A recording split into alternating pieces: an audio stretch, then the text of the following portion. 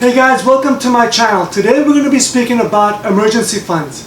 First, we're going to talk about what is an emergency fund, how much do you put in an emergency fund, and where do you keep your emergency fund. So let's get started. According to a Federal Reserve survey, 39% of American adults say they couldn't come up with $400 to cover an unexpected expense or could only do so by borrowing or selling something. That's a problem. What is an emergency fund? An emergency fund is a bank account with money set aside to cover large and unexpected expenses, such as unforeseen medical expenses, home appliance or replacement, major car fixes, and probably the most devastating, unemployment. Here are 3 questions to ask yourself to determine if you need to tap into your emergency savings account. First, is it unexpected?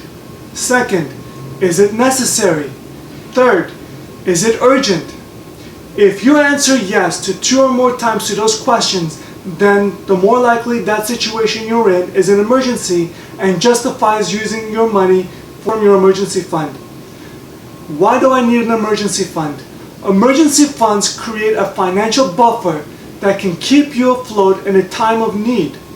It shouldn't be used to buy big ticket items like a big screen TV or expensive shoes that just went on sale. We're talking about true emergencies here, like a car wreck, a hospital visit, or a leaky roof, or a broken AC in the middle of summer. Now, let's discuss how much should I save.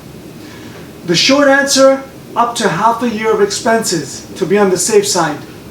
The long answer, the right amount for you depends on your financial circumstances. But a good rule of thumb is to have enough to cover 3 to 6 months worth of living expenses. If you lose your job, for instance, you could use the money to pay for necessities while you find a new one. Also, the funds could supplement your unemployment benefits.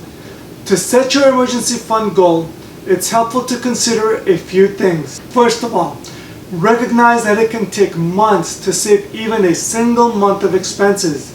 For example, let's assume you spend $4,000 a month. If you are able to save 10% of this amount, or $400 a month, it will take you 10 months to accumulate 1 month of expenses in an emergency fund. Save just 5% or $200 a month, and it will take you 20 months. Now multiply these time periods by 3 or 6, and it's clear that building an emergency fund equal to 3 to 6 months of expenses is for many people a long-term goal. The point is that while your ultimate goal may be to have 6 months of expenses saved, you may need to start with a smaller goal you can attain in a reasonable amount of time. 1 month's worth of take-home pay is a solid starting point. Either way, it's very important to start creating an emergency fund for those unexpected circumstances that life throws at you. Now let's talk about where do I put my emergency fund. A savings account with a high interest rate and easy access is key.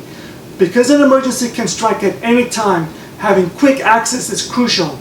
But the account should be separate from a bank account you use daily, so you're not tempted to dip into your reserves. A high-yield savings account is a good place for your money. It is federally insured up to $250,000, so it's safe.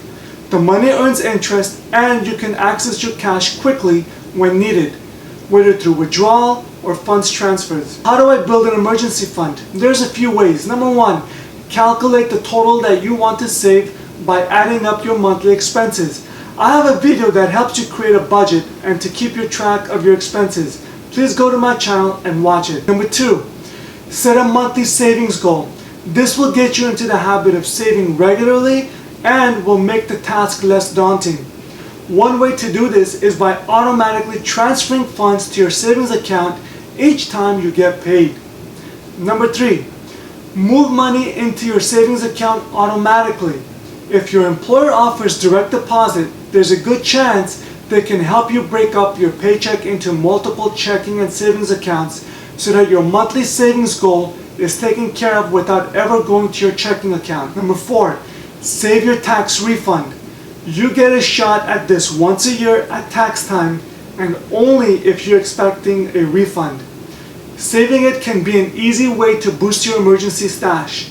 When you file your taxes, consider having your refund deposited directly into your emergency account. And number 5, you can take a side job and move every dollar you make to fund your emergency fund. And number 6, assess and adjust contributions. Check in after a few months to see how much you're saving and adjust if you need to add more. This is especially important if you go through an expensive major life event such as a marriage or a move to a new city, or have an emergency that causes you to dip into your existing fund. Month by month, you will begin to see your fund grow so that you're ready for those emergencies that life throws at you. Thank you for watching. Please smash that like button and subscribe to my channel for more videos like these. Thank you.